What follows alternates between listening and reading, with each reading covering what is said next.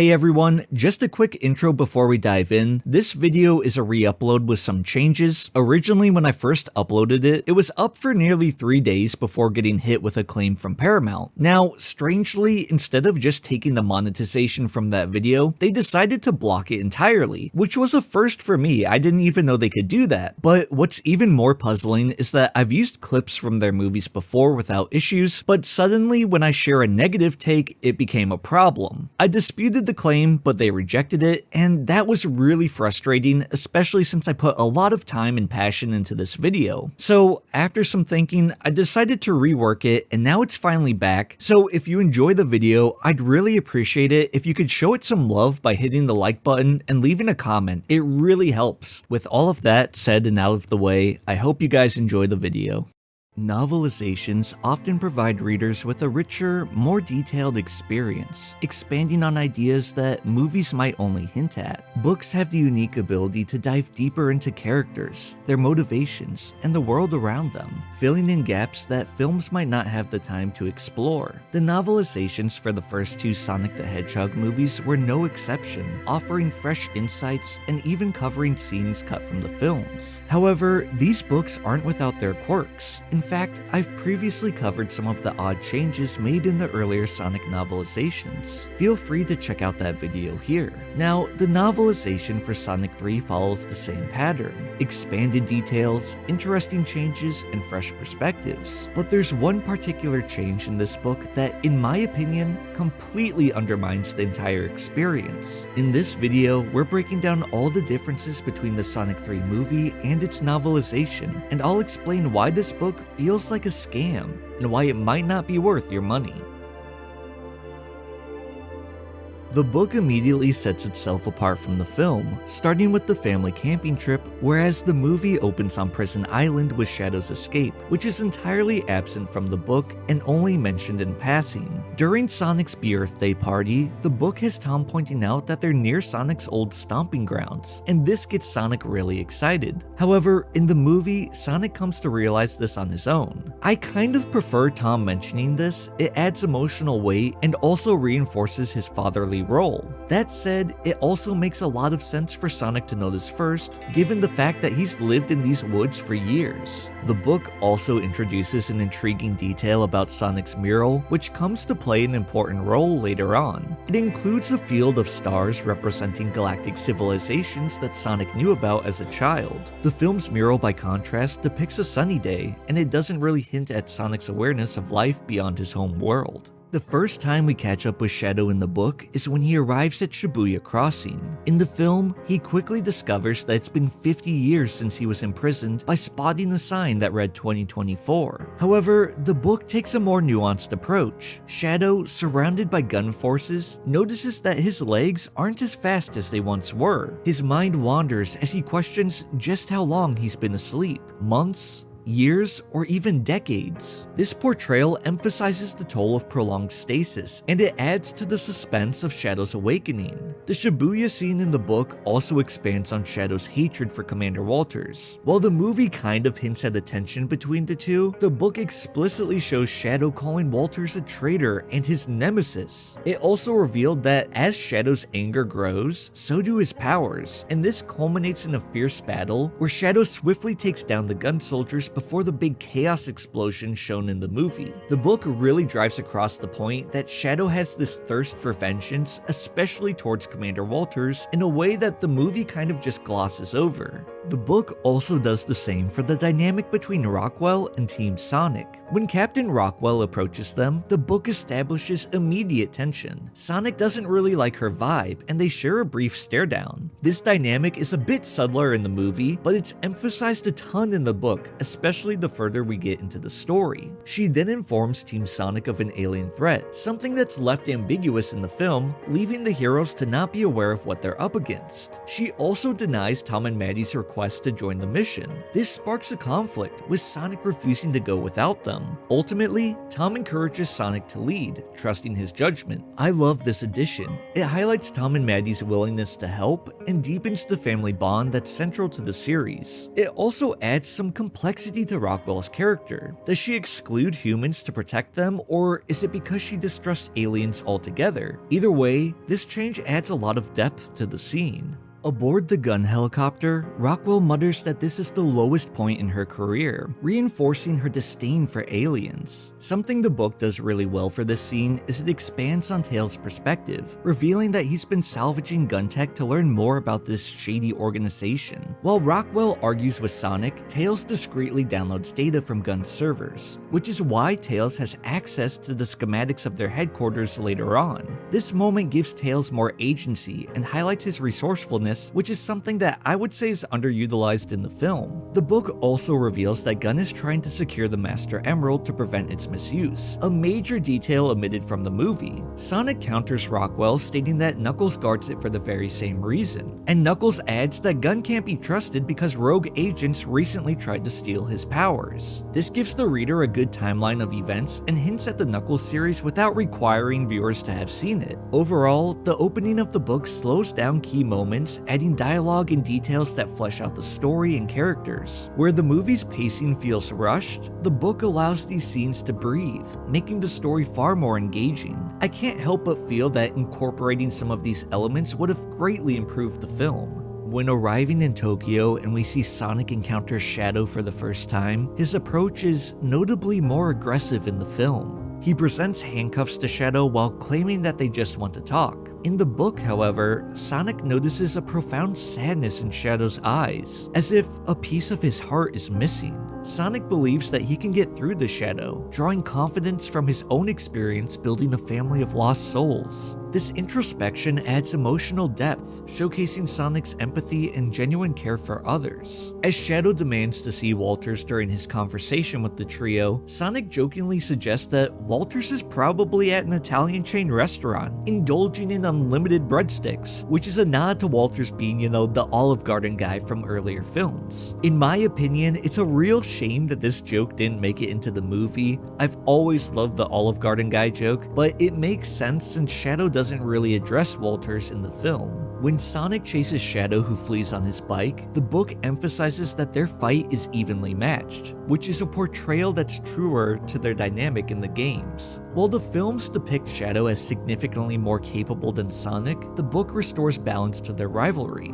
which personally I prefer. Their clash atop the tower plays out differently as well. In the movie, Sonic is knocked out and handcuffed, but in the book, he tanks the hit and stays on his feet, albeit more vulnerable at this point. This moment gives Sonic more credit and avoids making him appear overly nerfed. As our heroes reach the Chow Garden in the book, we get an introspection of Knuckles. After being bested by Shadow, he reflects on his past triumphs, defeating the fire demon Iblis, which was a nod to the Knuckles series, the Scavenger's crustacean at Casino Nights, a reference to the Sonic Movie 2 tie-in comic, and retrieving the Master Emerald from Robotnik.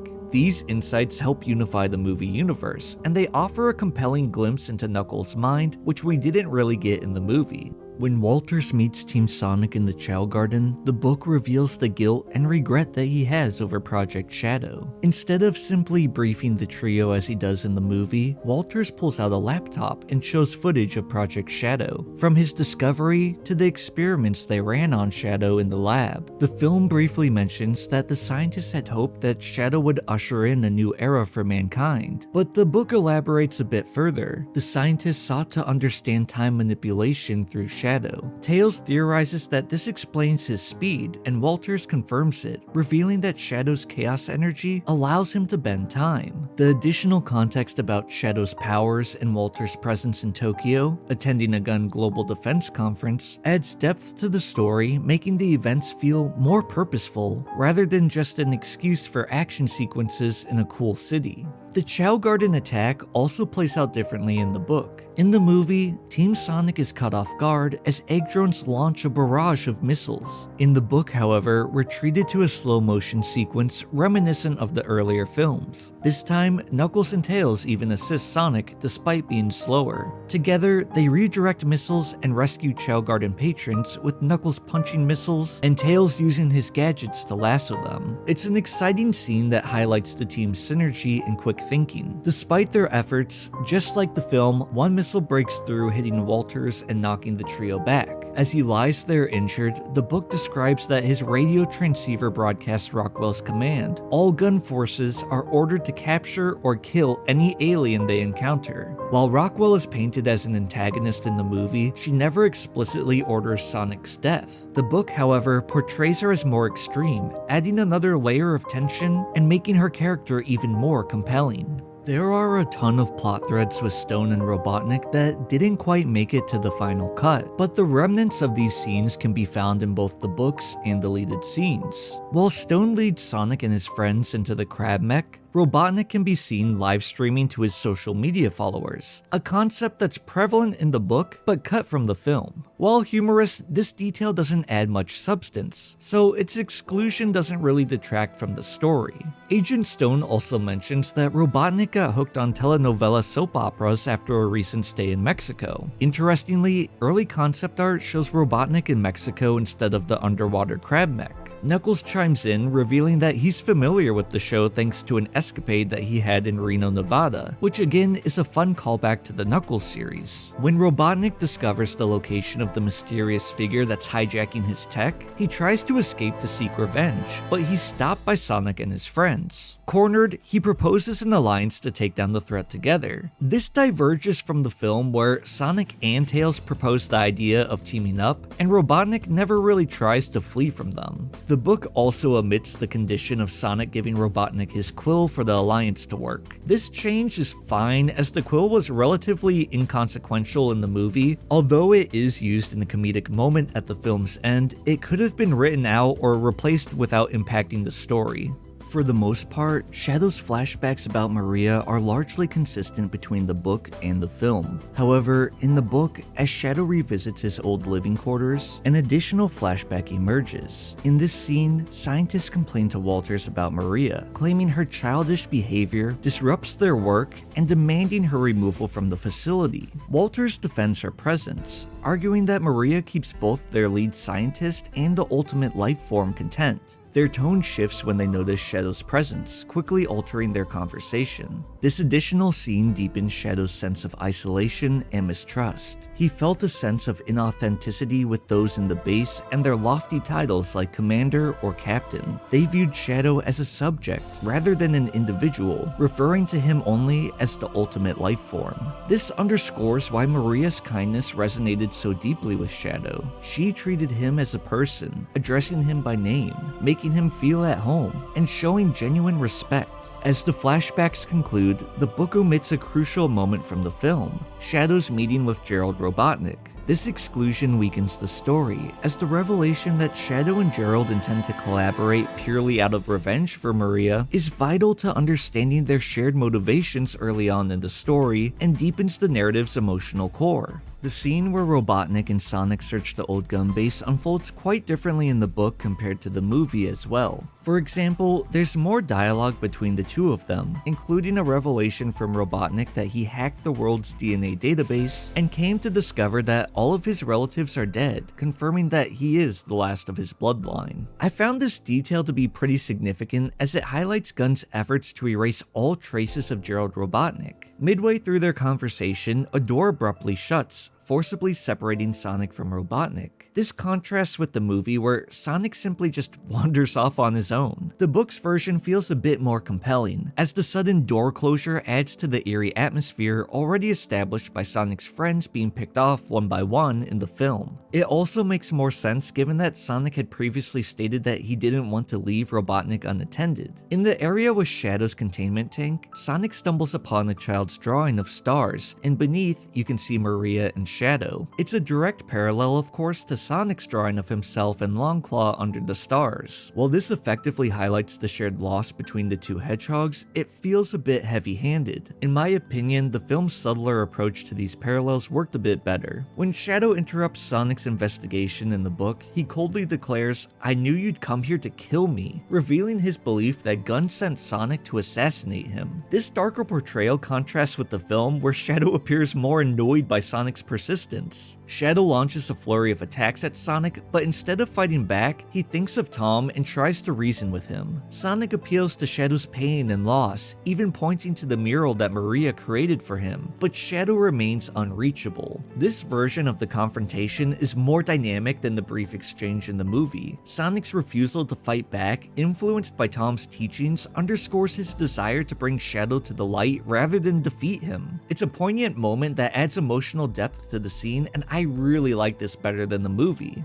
After Sonic and his friends are apprehended by the villains in the book, we're treated to some revelations that are excluded from the film. A notable change in this scene is that Sonic and his friends are chained up separately and spread out, though this detail doesn't drastically deviate from the movie. However, what really stood out to me in this scene is Gerald's revelation about his longevity. He's 110 years old and still thriving. He explains that the residual chaos energy from Shadow's quill has kept him alive and sustained his health and vitality over the decades. This explanation would have added valuable context to the film. It highlights that Shadow wasn't just studied as a weapon, but also as a potential miracle cure. Additionally, the book sheds light on the black hole creating orb, identifying it as a chaos energy vortex, so it's likely crafted by Gerald using Shadow's quill. While it's not something that's essential for the audience to follow the plot, this extra context enriches the story and clarifies details that were left ambiguous in the movie.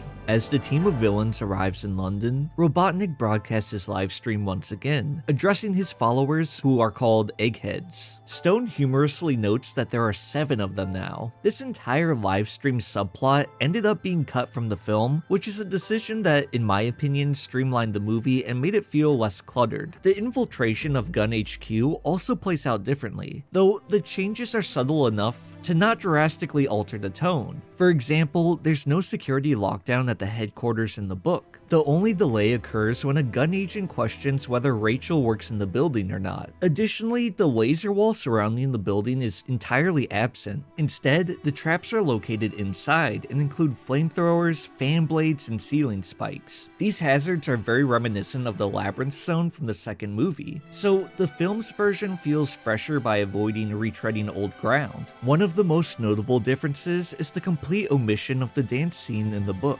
That moment in the movie was so unnecessary and unexpected that it ended up making me laugh a lot. While it might be tricky to capture the same humor of that weird dance scene in writing, its absence in the book was a bit disappointing. The battle inside the gun facility also takes a different approach, particularly in Shadow's encounter with who he believes to be Commander Walters, but is actually Tom in disguise. The book makes this moment feel much more tense, as over the course of the book, it had carefully built Shadow's seething anger towards Walters. However, Shadow doesn't directly attack Tom when he confronts him. Instead, he unleashes a powerful wave of chaos energy by striking the ground, shattering the concrete around them. While the movie's depiction of Shadow physically striking Tom was impactful, the book's buildup of Shadow's rage towards Walters made this moment feel even more intense and meaningful. One of my favorite parts of the film was the tension between Sonic and Knuckles during their debate over using the Master Emerald. Sonic, driven by anger and impatience, let his emotions cloud his judgment, while Knuckles maintained a calm and level-headed approach. Ultimately, Knuckles chose to yield to Sonic in order to avoid senseless conflict while still honoring his oath to protect the Master Emerald. This moment beautifully highlighted Knuckles' growth and maturity as a character. However, the book handles the scene quite differently. Instead of a meaningful standoff, Sonic simply assumes that Knuckles gave Wade the emerald and impulsively runs off. There's no moment of Knuckles standing down in the face of his irrational friend. Instead, Knuckles and Tails take a ring portal to Green Hills and frantically search for Wade, trying to beat Sonic to the emerald. While the outcome remains the same, Sonic retrieving retrieving the emerald from Wade, who amusingly tries to use it as a hockey puck, the movie's version feels far more impactful. The film's portrayal of Knuckles' evolution adds emotional depth, whereas the book's rendition lacks the same intrigue and character development.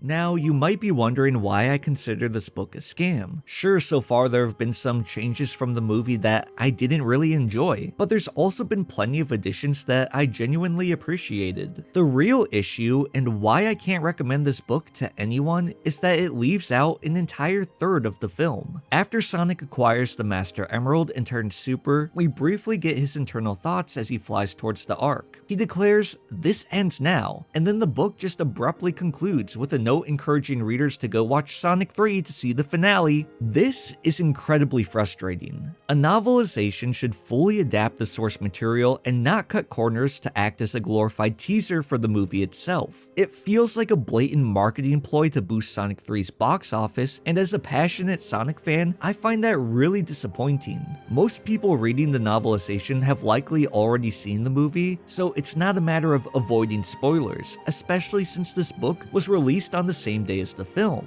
So there's no justification for such an omission. What makes it even worse is that the first two Sonic movie novelizations covered their respective films in full, even Sonic 2, which was longer than the third movie. For this book to call itself a novelization while leaving the story incomplete is laughable, and it reflects poorly on whoever made that decision. In my opinion, this book is unfinished and I cannot recommend it to anyone. I believe this is an outright scam. Overall, this is very disappointing because, as you have seen, there are some very cool additions and changes in the book that I really thought helped flesh the story out, and page by page I found myself more intrigued. But when you reach that final page and the story just suddenly ends telling you to go see the movie, it felt like someone twisted a knife in my back, to be a bit hyperbolic. Anyways, thank you all so much for joining me on this journey covering the Sonic 3 novel. Let me know in the comments if you think the Sonic 3 novel is a scam, or if you're fine with the exclusion of the ending. If you want to see more Sonic lore, make sure to subscribe and check out the video here. As always, I wish all of you the best, take care, peace.